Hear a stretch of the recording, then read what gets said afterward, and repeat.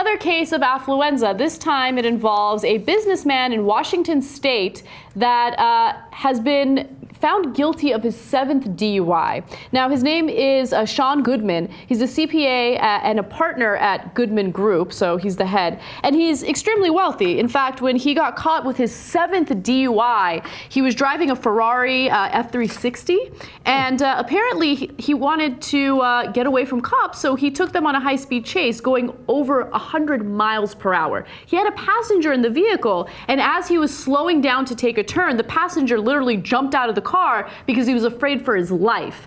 Now, what's amazing is you would think that if it's his 7th DUI, and if he led officers on a high-speed chase, and he crashed into 2 vehicles in the process of this high-speed chase, well, he would face some jail time. But no, not so much. In fact, he will only have something known as work release, which indicates that he gets to go to work, do his thing, and then he reports back to the county jail and he spends the night there. But other than that, he's not getting any significant jail time. He has to go back to the jail at night? Yeah. So this is the Thurston County jail, I believe. And so people are upset about this in the community because they feel like there's a 2-tier justice system.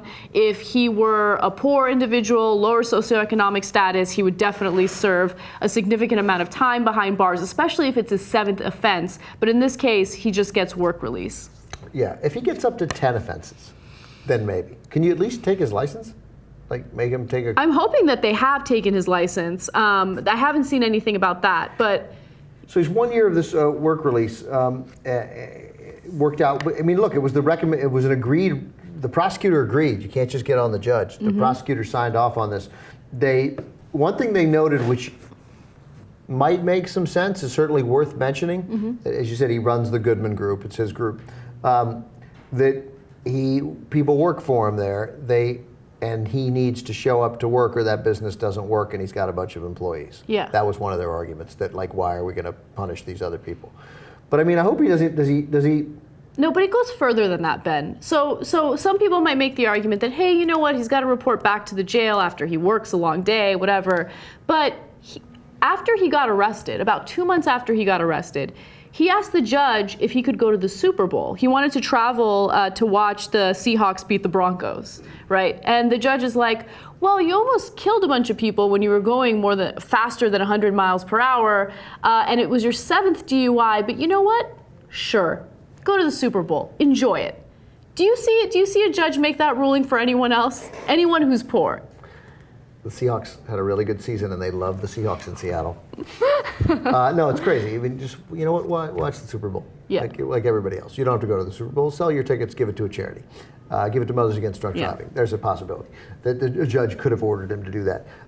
The audacity of asking is remarkable. Like, I know I'm going this, but I'd really like to go to the Super Bowl. It's crazy. And it worked. It worked. And by the way, in the state of Washington, if you have multiple DUI offenses and your blood alcohol level is 0.15, which, by the way, his was 0.16, or 1.6, I should say, you are supposed to have a mandatory minimum of 120 days behind bars. But in this case, the judge said, well, you do have a business, and that's really important to keep in mind. The judge said that at some point, that he's an important businessman in the community. It wouldn't be fair for him and his employees would suffer if he went to real jail. And my question is, what about the people that might suffer if he kills somebody? And of course, that's a local resident that was really upset about this ruling because they feel like their lives are in danger when this guy gets behind the wheel and drives like that. He can't drive. I mean, we don't have he can't, there's no driving. He can't drive. Yeah. Like, that seems to me to be, like, you hire a car. You get a car, picture a taxi, whatever it is.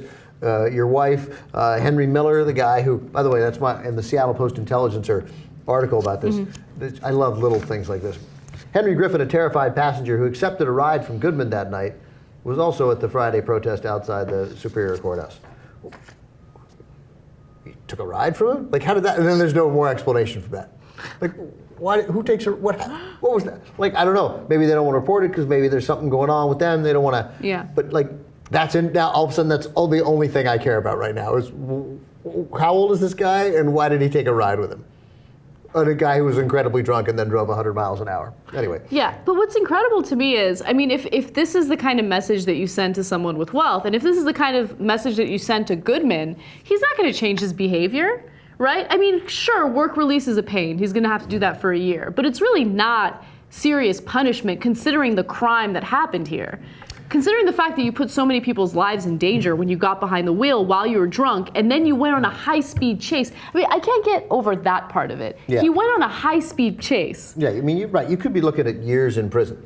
Yeah. And in another circumstance, of course, there have been plenty of cases where there was not a high-speed chase and the cops knew who the person was, and those people ended up dead. You know, so you know, look, the hammer is that it's his 7th DUI, because this is strikes me as if you take away his license, and by the way, from him, 7 DUI, I would take away his license forever. Like you just can't drive anymore. Good luck.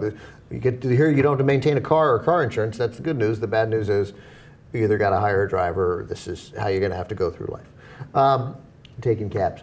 But so if it was his second offense, like if it really meant that assuming that this is true, and his workers wouldn't lose their job, like I would not want the guys who work in his company to lose their job. Theoretically, so you could make other things like, hey, you can be on the phone from jail and you can run your business. You know, we give you access to a computer from jail. You can run your business from jail.